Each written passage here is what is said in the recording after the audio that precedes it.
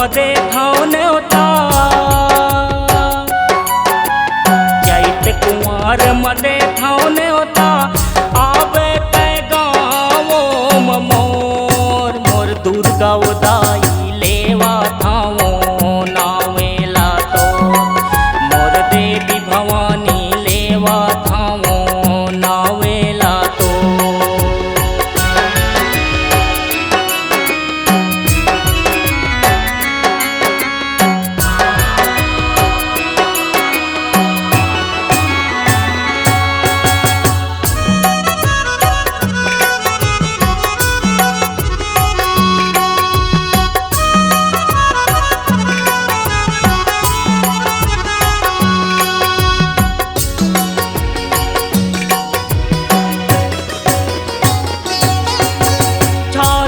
डोकरी दाई बिराजे रायगढ़ माँ बूढ़ी माई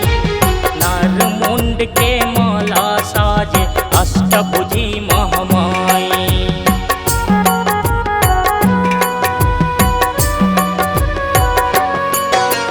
छालम डोकरी दाई बिराजे रायगढ़ माँ बूढ़ी माई नर मुंड के माला साजे अष्टभुजी महामाई अष्टभुजी महामाई दाई अष्टभुजी महामाई नर मुंड के माला साजे अष्टभुजी महामाई और अष्टभुजी दाई लेवा थावो नावेला तो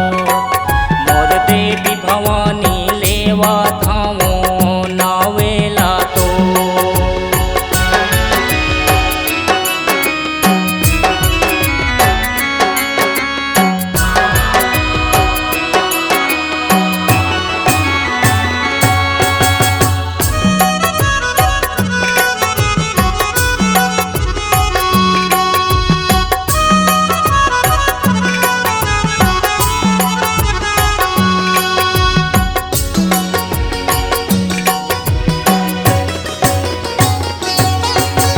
कलकत्ता माँ काली कहाए डोंगरगढ़ बमलाई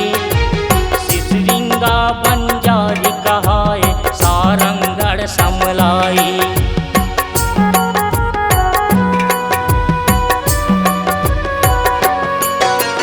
कलकत्ता माँ काली कहाए डोंगरगढ़ बमलाई सिसरिंगा बंजारी कहाए सारंगढ़ समलाई सारंगढ़ समलाई दाई सारंगढ़ समलाई सिसरिंगा बंजारी गाए सारंगढ़ समलाई मोर अष्टभुजी दाई ले